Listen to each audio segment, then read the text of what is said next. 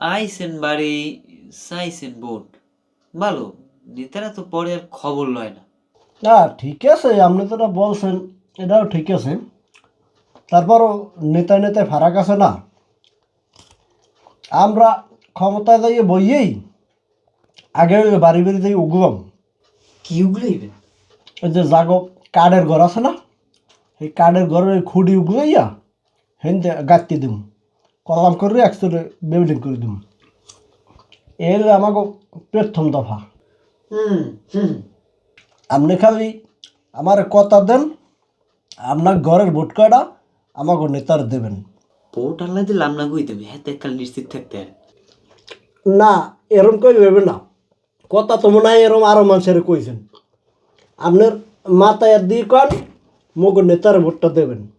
আবার মাথায় হাত দেওয়া লাগবে? আমি মাথায় হাত দিয়ে কয়েন দেই যে আমি নেতা সবাই কাঠের ঘর বিল্ডিং উড়াই দেবে? এবার আমরা মাথায় হাত দিতে পারি? আমাকে হারা উপজেলা দেখা লাগে, কজন আর মাথায় হাত দিয়ে ভোট আনবো? পিছুয়ে যাইতে পারে না দুই একটা। তো ভোটও দুই একটা পিছলেই যেতে পারে না।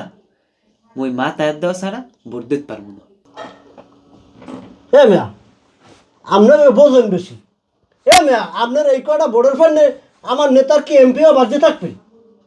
আমি আজ কই গেলাম, আমার নেতা এমপি হইবে, মন্ত্রী হইবে, এই উপজেলা সব উন্নয়নের কাজ করবে, ঘর দুয়ার ধ্যান আছে সব ভাঙ্গি তসতস করে এবার কাঠের বিল্ডিং করে উঠে দিয়ে দেবে। হ্যাঁ আইজ আমি কই গেলাম, আমি আজ কথা দিয়ে গেলাম আমার নেতা এমপি হইবেই হইবে।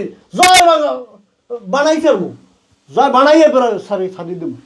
হ্যাঁ